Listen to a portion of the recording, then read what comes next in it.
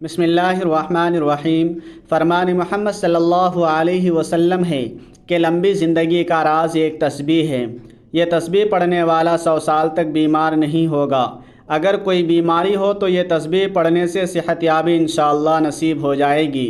ناظرین محترم، اگر آپ یہ ایک تسبیح سچے دل سے پڑھ لیں تو انشاءاللہ آپ کی زندگی میں کوئی بیماری قریب نہیں آئے گی، چاہے وہ خطرناک مرض ہو، لا علاج مرض ہو، شوگر ہو، بلڈ پریشر ہو یا کوئی بھی بیماری کیوں نہ ہو۔ رسول پاک صلی اللہ علیہ وسلم کی بتائی ہوئی اس تسبیح میں اتنی برکت ہے کہ اللہ تعالیٰ کی رحمت سے جسم سے ہر بیماری کو نکال کر انسان کو مکمل تندرست کر دیا جاتا ہے، اور پھر موت تک کوئی بیماری بھی قریب نہیں آتی۔ یہ تسبیح پڑھنے والا 100 سال تک بیمار نہیں ہوگا۔ اگر کوئی بیماری ہو تو یہ تسبیح پڑھ لو، انشاءاللہ صحت یاب ہو جاؤ گے۔ کسی بھی نماز کے بعد صرف ایک تسبیح پڑھ لینا، اللہ کی بارگاہ میں یقین کے ساتھ دعا مانگنا، انشاءاللہ آپ کی زندگی میں کوئی بھی سخت سے سخت بیماری ہو وہ بھی ختم ہو جائے گی۔ اس تسبیح کی تاثیر اس قدر زبردست ہے کہ انسان حیران رہ جاتا ہے کہ اتنے چھوٹے الفاظ میں اتنی بڑی تاثیر کیسے ممکن ہے۔ ناظرین، یہ کلمات بہت طاقتور ہیں، انہیں اپنی زندگی میں ایک بار ضرور پڑھیں تاکہ آپ پر اللہ کی خاص رحمت نازل ہو اور جسم سے ہر قسم کی بیماری کا خاتمہ ہو جائے۔ یہ کلمات انسان کو نہ صرف بیماریوں سے محفوظ رکھتے ہیں بلکہ دل کو سکون عطا کرتے ہیں اور روح کو تازگی بخشتے ہیں۔ ان کلمات کو پڑھنے والا اللہ تعالیٰ کی صفات کا حقدار بن جاتا ہے، اور وہ بیماری جو انسان کو برسوں سے تنگ کر رہی ہوتی ہے وہ چند دنوں میں ہی ختم ہو جاتی ہے۔ محترم دوستو، جب ہم نبی کریم صلی اللہ علیہ وسلم کی ان اوصاف کو پڑھتے ہیں تو ہمیں اپنی زندگی کا محاسبہ کرنا چاہیے کہ ہم کتنے خود غرض ہو چکے ہیں، ذرا سی بات پر لڑ پڑتے ہیں، ذرا سنبھلنے پر فساد میں جا پڑتے ہیں، اور جب نعمتیں کم ہو جائیں تو شکوے شروع ہو جاتے ہیں۔ لیکن نبی کریم صلی اللہ علیہ وسلم نے تو ساری زندگی ایک معمولی مثال پر گزار دی۔ ایک روایت میں آتا ہے کہ حضرت عمر رضی اللہ تعالیٰ عنہ جب نبی کریم صلی اللہ علیہ وسلم کے حجرہ مبارک میں داخل ہوئے، آپ صلی اللہ علیہ وسلم ایک کھجور کی چٹائی پر آرام فرما رہے تھے اور چٹائی کے نشان آپ کے جسم مبارک پر نمایاں تھے۔ یہ دیکھ کر حضرت عمر کی آنکھیں نم ہو گئیں۔ عرض کیا، یا رسول اللہ، قیصر و کسریٰ بستروں پر آرام فرما ہیں اور آپ صلی اللہ علیہ وسلم جو کہ رحمت للعالمین ہیں اس چٹائی پر آرام فرما رہے ہیں۔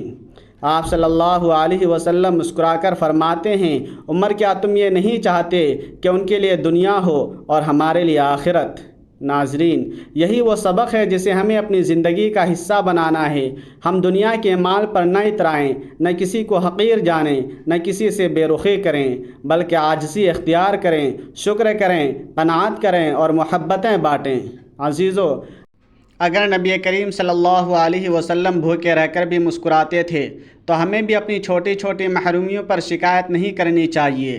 اگر نبی کریم صلی اللہ علیہ وسلم نے کبھی کسی سے بدلہ نہیں لیا تو ہمیں بھی معاف کرنے کی روش اپنانی چاہیے۔ اگر نبی کریم صلی اللہ علیہ وسلم نے سب سے زیادہ دوسروں کی فکر کی تو ہمیں بھی دوسروں کے لیے جینا سیکھنا چاہیے۔ یہی سیرت طیبہ ہے، یہی اصل مقام ہے، یہی اصل عشق ہے کہ ہم نبی کریم صلی اللہ علیہ وسلم کی زندگی کو پڑھیں، سمجھیں اور اپنائیں۔ ارشاد فرمایا، میرا دنیا سے کیا تعلق؟ دنیا میں میری مثال تو اس مسافر جیسی ہے جو تھوڑی دیر کے لیے کسی درخت کے سائے تلے ٹھہرتا ہے، پھر اسے چھوڑ کر اپنا راستہ لیتا ہے۔ بھائیو اور بہنوں، اگر ہم رسول اکرم صلی اللہ علیہ وسلم کی حیات طیبہ پر نظر ڈالیں تو معلوم ہوتا ہے کہ آپ کی زندگی ہر پہلو سے سادگی کی تصویر تھی۔ آپ نے نہ صرف اپنی زندگی سادگی سے گزاری بلکہ اپنے صحابہ کی تربیت بھی اسی انداز میں کی کہ دنیا کی بے ثباتی کو خوب واضح کیا۔ آئیں دیکھیں کہ اللہ کے رسول صلی اللہ علیہ وسلم صحابہ کرام کی کیسی تربیت فرما رہے ہیں۔ حضرت جابر رضی اللہ تعالیٰ عنہ فرماتے ہیں کہ حضور نبی کریم صلی اللہ علیہ وسلم مدینے سے آتے ہوئے بازار سے گزرے۔ آپ کے ارد گرد بہت سے صحابہ کرام تھے۔ آپ ان کے ہمراہ تشریف لے جا رہے تھے کہ راستے میں ایک بکری کا مرا ہوا بچہ پڑا تھا جس کے کان چھوٹے تھے۔ آپ نے اس کا کان پکڑ کر فرمایا، کون ہے جو اسے 1 درہم میں خریدے؟ صحابہ نے عرض کیا یا رسول اللہ، 1 درہم تو بہت بڑی بات ہے، ہم تو 1 پیسے میں بھی لینے کو تیار نہیں، اور اسے لے کر کریں گے بھی کیا؟ آپ نے فرمایا کیا تم اسے مفت لینے کے لیے راضی ہو؟ صحابہ نے عرض کیا یا رسول اللہ، اگر یہ زندہ ہوتا تب بھی اعتدار شمار نہ ہوتا، کیونکہ اس کے کان چھوٹے ہیں، اور اب تو یہ مرا ہوا ہے۔ محترم دوستو، عزت دیکھیے، اللہ کے رسول صلی اللہ علیہ وسلم دنیا کی بے ثباتی اور کم حیثیت کو کس انداز میں بیان فرما رہے ہیں۔ آپ صلی اللہ علیہ وسلم نے فرمایا اللہ کی قسم، اللہ تعالیٰ کے نزدیک دنیا اس مردار سے بھی کم حیثیت رکھتی ہے۔ پھر ایک اور موقع پر دنیا کی حقیقت ان الفاظ میں بیان فرمائی، اگر دنیا اللہ کے نزدیک مچھر کے پر کے برابر بھی حیثیت رکھتی تو وہ کسی کافر کو اس میں پانی کا ایک گھونٹ بھی نہ دیتا۔ محترم ناظرین، اللہ تعالیٰ کی نعمتیں بے شمار اور لاتعداد ہیں، جنہیں کوئی گن نہیں سکتا اور نہ کوئی ان کا احاطہ کر سکتا ہے۔ پیدائش سے لے کر موت تک انسان اللہ کی عطا کردہ نعمتوں کو استعمال کرتا ہے، اور اللہ کی نعمتوں میں بچپن، جوانی اور بڑھاپا گزارتا ہے۔ سب سے پہلی نعمت انسان کی صورت میں ملتی ہے، جو کہ اشرف المخلوقات ہے، پھر اعضاء کی سلامتی، قوت گویائی، قوت سماعت، اور یہ تمام اعضاء اللہ تعالیٰ کی طرف سے عطا شدہ نعمت کی صورت میں ہمیں ملتے ہیں۔ پھر انسان کو اپنی محدود زندگی میں لاتعداد اور بے شمار اللہ کی نعمتوں سے واسطہ پڑتا ہے، جنہیں ایک انسان اگر ساری عمر شمار کرنا چاہے تو شمار نہیں کر سکتا۔ چنانچہ قرآن کریم میں ارشاد باری تعالیٰ ہے، اگر تم اللہ کی نعمتوں کو شمار کرنا چاہو تو انہیں پورا شمار نہ کر سکو گے، بے شک اللہ تعالیٰ بخشنے والا نہایت مہربان ہے۔ ناظرین، اللہ تعالیٰ کی انہی عطا کردہ نعمتوں میں سے ایک نعمت صحت کی نعمت ہے، جو کہ صحت کی حالت میں انسان تمام دینی اور دنیاوی کام انجام دے سکتا ہے۔ صحت کی نعمت کی وجہ سے سکون کی زندگی گزارتا ہے، اطمینان قلب کے ساتھ رہتا ہے۔ مگر ہمارے معاشرے میں خاص طور پر صحت کی نعمت کی قدر نہیں کی جاتی۔ مسلمان پر ضروری ہے کہ وہ صحت کی نعمت پر اللہ کا شکر ادا کرے اور صحت کی حالت میں اعمال صالحہ پورے جذبے کے ساتھ انجام دے اور ناقدری سے اپنے آپ کو بچائے، جیسا کہ نبی کریم صلی اللہ علیہ وسلم کا ارشاد ہے۔ عبداللہ بن عباس رضی اللہ تعالیٰ عنہ کہتے ہیں کہ نبی کریم صلی اللہ علیہ وسلم نے ارشاد فرمایا، 2 نعمتیں ہیں جن میں اکثر لوگ خسارے اور گھاٹے میں ہیں، صحت اور فراغت۔ اس حدیث مبارکہ میں نبی اکرم صلی اللہ علیہ وسلم نے جن 2 نعمتوں کے بارے میں ارشاد فرمایا کہ اکثر لوگ ان 2 نعمتوں کی ناقدری کرتے ہیں، وہ صحت کی نعمت ہے اور فرصت کی نعمت ہے۔ جیسا کہ عام طور پر دیکھا گیا ہے کہ اکثر لوگ فرصت کے اوقات فضولیات اور مغلیات میں ضائع کر دیتے ہیں، اور فرصت کے اوقات میں اپنے آپ کو ایسے کاموں میں مشغول رکھتے ہیں جن کاموں کا نہ دنیا میں کوئی فائدہ ہوتا ہے اور نہ آخرت میں کوئی فائدہ ہوتا ہے۔ حدیث میں ہے کہ کوئی دن ایسا نہیں کہ جب وہ طلوع ہوتا ہو مگر یہ وہ پکار پکار کر کہتا ہے، اے آدم کے بیٹے، میں ایک نئی مخلوق ہوں، میں تیرے عمل پر شاہد ہوں، مجھ سے کچھ حاصل کرنا ہو تو کر لے، میں قیامت تک لوٹ کر نہیں آؤں گا۔ اور دوسری حدیث میں ہے کہ نبی کریم صلی اللہ علیہ وسلم فرماتے ہیں کہ آدمی کی خوبی یہ ہے کہ وہ لا یعنی فضول کام چھوڑ دے۔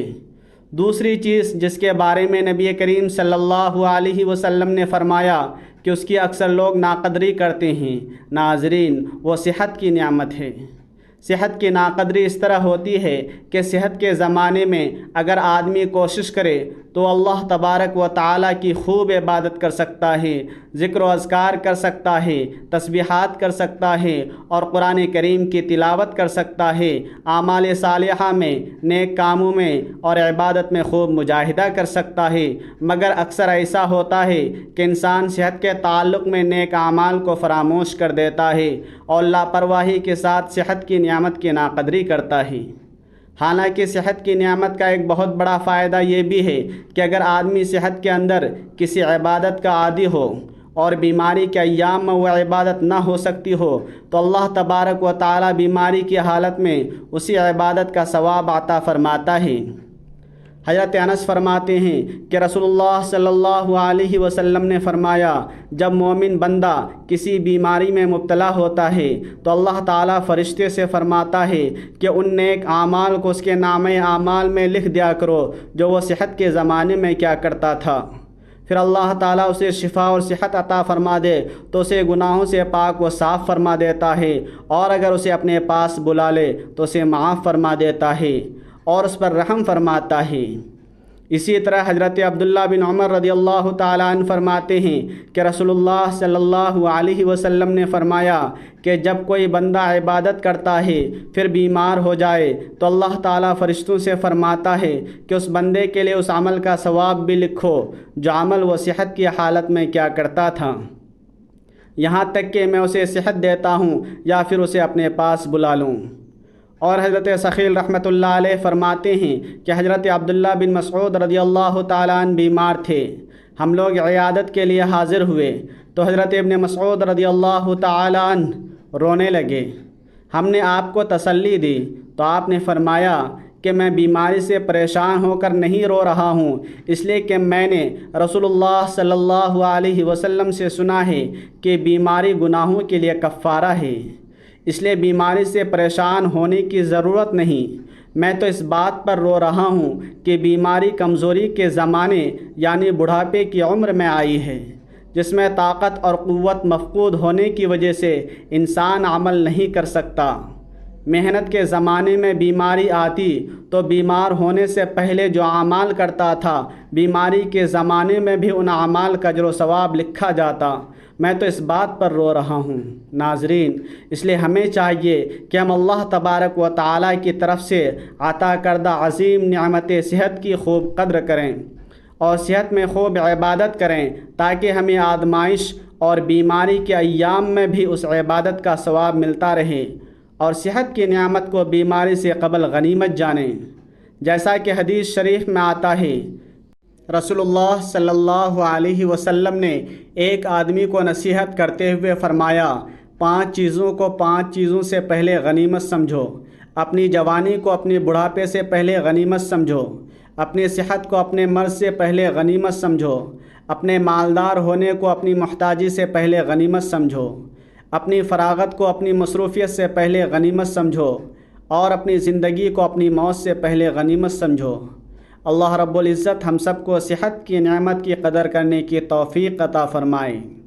ناظرین، بیماری سے انسان کے گناہ معاف ہوتے ہیں اور اس کے ذریعے انسان کو اللہ تعالیٰ بہت بڑا اجر عطا فرماتے ہیں، بشرطے کہ وہ اس پر صبر کرے، ناشکری اور واویلا نہ کرے۔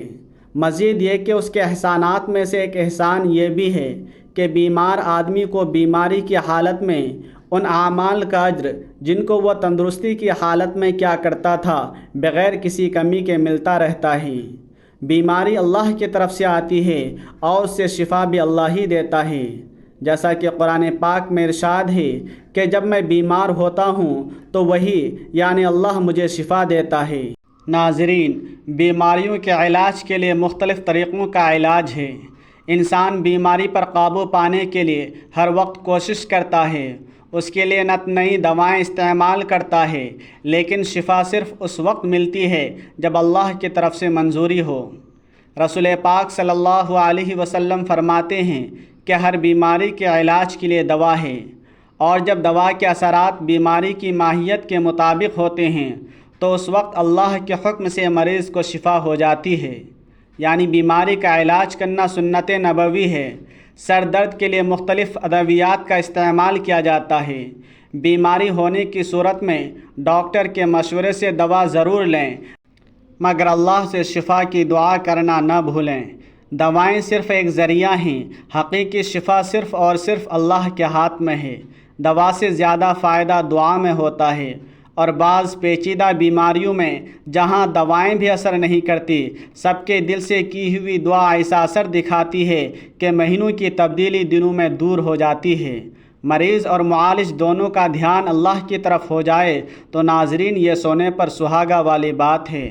دوا لینے سے پہلے مریض یہ خیال کرے کہ دوا صرف ضرورت کے درجے میں اور سنت نبوی سمجھ کر لے رہا ہوں، لیکن شفا صرف اور صرف اللہ کے اختیار میں ہے۔ اللہ تعالیٰ ضرور مہربانی فرمائیں گے اور بیماری سے اس کی رحمت کے باعث نجات ملے گی۔ ناظرین، رسول پاک صلی اللہ علیہ وسلم فرماتے ہیں کہ صدقہ بلا کو ٹالتا ہے، اور بیماری بھی ایک بلا کی صورت میں نازل ہوتی ہے، اور اس بلا کو ٹالنے کے لیے علاج کی صورت میں مختلف ہیلے بہانے کیے جاتے ہیں۔ علاج کرنا اور صحیح طریقے سے علاج کرنا سنت نبوی ہے، کیونکہ رسول اللہ صلی اللہ علیہ وسلم نے ارشاد فرمایا کہ ہر بیماری کا علاج موجود ہے۔ علاج کے ساتھ ساتھ یہ بھی ضروری ہے کہ مکمل شفا کے لیے اللہ تعالیٰ کے حضور جھک کر عاجزی سے دعا کی جائے، اس کی رحمت طلب کی جائے اور بیماری سے نجات کی التجا کی جائے۔ صدقہ واقعی بلا کو ٹالتا ہے اور آدمی کو ناگہانی حادثات، تکالیف اور بیماریوں سے نجات دلاتا ہے۔ روزانہ صدقے کی عادت ڈالیں، چاہے 1 روپیہ ہی کیوں نہ ہو۔ بیماری اور حادثات سے بچنے کا ناظرین یہ آزمودہ نسخہ ہے۔ روزانہ صدقے کی بدولت اللہ تبارک و تعالیٰ کی رحمت انسان پر متوجہ رہتی ہے، اور اس کی وجہ سے آدمی کئی طرح کی بلاؤں سے محفوظ رہتا ہے۔ تو محترم ناظرین، جان لیجیے یہ کلمات بہت ہی زیادہ بابرکت ہیں، بالکل اسی طرح جیسے یہ دن برکت والے ہیں اور رحمت والے ہیں۔ اللہ پاک نے ان کلمات میں بہت زیادہ شفا رکھی ہے۔ جو بھی کسی ایسی بیماری میں مبتلا ہو جس کے لیے وہ بارہا علاج کروا کر تھک چکا ہو اور اب بھی اسے شفا نہ مل رہی ہو، وہ ان کلمات کو ضرور اپنائیں۔ انشاءاللہ اللہ پاک اسے ہر بیماری سے نجات عطا فرمائے گا۔ دوسرا عمل یہ ہے کہ 3 مرتبہ درود پاک پڑھنا ہے۔ آئیے خیر و برکت اور ثواب کی نیت سے درود پاک 1 مرتبہ مل کر بھی پڑھ لیں۔ اللہم صلی علی محمد وعلی آل محمد کما صلیت علی ابراہیم وعلی آل ابراہیم انک حمید مجید۔ اللہم بارک علی محمد وعلی آل محمد کما بارکت علی ابراہیم وعلی آل ابراہیم انک حمید مجید۔ اس کے بعد تعوذ اور تسمیہ یعنی اعوذ باللہ من الشیطان الرجیم بسم اللہ الرحمن الرحیم پڑھنا ہے۔ اس کے بعد لا الہ الا انت سبحانک انی کنت من الظالمین، یہ تسبیح پڑھنی ہے، یعنی 100 مرتبہ یہ آیت پڑھنی ہے۔ اس کے بعد پہلا کلمہ یعنی لا الہ الا اللہ محمد الرسول اللہ کی بھی ایک تسبیح پڑھنی ہے، یعنی 100 مرتبہ پڑھنا ہے۔ اور جب یہ تسبیح مکمل ہو جائے تو آخر میں اتنی ہی مرتبہ درود پاک لازمی پڑھنا ہے جتنی مرتبہ آپ نے ابتدا میں پڑھا تھا۔ ناظرین، اس پورے وظیفے کی صرف ایک شرط ہے کہ آپ نے اللہ کی ذات پر کامل یقین اور مکمل اعتماد رکھتے ہوئے یہ وظیفہ پڑھنا ہے۔ دلوں میں وسوسے رکھیں گے تو دعائیں اور وظیفے قبول نہیں ہوتے، جیسا کہ اللہ کے ایک پاک فرمان کا مفہوم ہے کہ میں بندے کے ساتھ ویسا ہی معاملہ کرتا ہوں جیسا بندہ مجھ سے گمان رکھتا ہے۔ اگر آپ دلوں میں یہ وسوسہ رکھیں گے کہ پتہ نہیں میرا وظیفہ قبول ہوگا یا نہیں ہوگا، مجھے بیماری سے شفا ملے گی یا نہیں ملے گی، تو بھائیوں اور بہنوں، میں آپ کو بتاتا ہوں کہ ایسے کوئی وظیفے بھی اثر نہیں کرتا۔ آپ دل میں یہ یقین رکھ کر وظیفہ کیجئے کہ انشاءاللہ آپ کا وظیفہ بھی اللہ تبارک و تعالی ضرور قبول فرمائیں گے اور آپ کو شفا بھی اللہ تعالی ضرور عطا فرمائیں گے۔ تو آپ دیکھیں گے کہ آپ کو کتنی جلدی بیماری سے شفا ملتی ہے۔ محترم عزیزو، جو بھی سب سے سخت بیماری ہو، لاعلاج مسئلہ ہو، کوئی ایسی پریشانی ہو جو حل ہونے کا نام نہ لے رہی ہو، تو یہ عمل آپ ضرور کریں۔ انشاءاللہ اللہ پاک آپ کو ان کلمات کی برکت سے فوری شفا عطا فرمائے گا اور آپ کے دل کو سکون ملے گا۔ انشاءاللہ اس عمل کی برکت سے آپ شفا یاب ہو جائیں گے۔ اللہ والو، وظیفہ اور عمل آپ کو بتایا گیا ہے، یہ صرف بیماریوں کے شفا کے لیے نہیں ہے، بلکہ زندگی کے ہر پہلو میں اللہ پاک کے خاص فضل کو حاصل کرنے کا ایک بہترین ذریعہ ہے۔ یہ وہ طاقتور کلمات ہیں جن میں اللہ پاک نے جسمانی بیماریوں کے ساتھ ساتھ روحانی بے چینی کے لیے بھی شفا رکھی ہے۔ ان کلمات کو جو شخص نہایت دل سے پڑھے گا، اللہ پاک اس کے دل کو سکون عطا فرمائیں گے، اس کے جسم کو ہر قسم کی تکلیف سے محفوظ رکھیں گے۔ یہ عمل نہ صرف عام بخار، درد اور جسم کی کمزوری، بلڈ پریشر، شوگر جیسے امراض میں مفید ہے، بلکہ جن بیماریوں کو ڈاکٹر لاعلاج کہہ چکے ہیں ان سب کے لیے بھی یہ عمل عرش الہی سے شفا بن جاتا ہے۔ اللہ پاک کے فضل سے یہ کلمات پڑھنے والے کو ایسی طاقت ملتی ہے کہ وہ بیماریوں کا مقابلہ صبر اور حوصلے سے کرتا ہے اور اللہ پاک جلد شفا عطا فرما دیتا ہے۔ یہ عمل صرف بیماریوں تک محدود نہیں بلکہ اس کی برکت سے رزق میں کشادگی بھی ہوتی ہے۔ جو لوگ قرضوں میں ڈوبے ہوتے ہیں، جو رزق کی تنگی کا شکار ہوتے ہیں، جو چاہتے ہیں کہ ان کے گھر میں خیر و برکت ہو، تو وہ اس عمل کو اپنی زندگی کا حصہ بنا لیں۔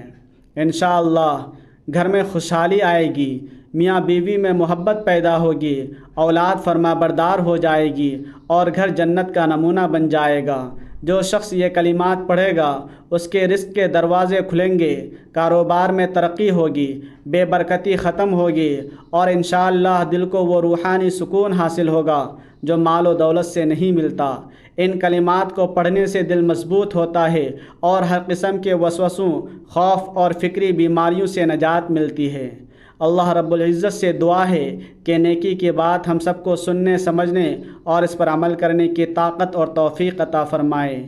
میرا سنانا اور آپ کا سننا اپنی بارگاہ میں قبول و منظور فرمائے، آمین۔ ناظرین، گزارش ہے کہ اللہ تعالیٰ کی 99 ناموں میں سے کوئی ایک نام لکھ کر کمنٹس میں ضرور شیئر کریں۔ اللہ تعالیٰ ہم سب کا حامی و ناصر ہو، آمین۔ جزاک اللہ خیرہ۔ السلام علیکم ورحمۃ اللہ۔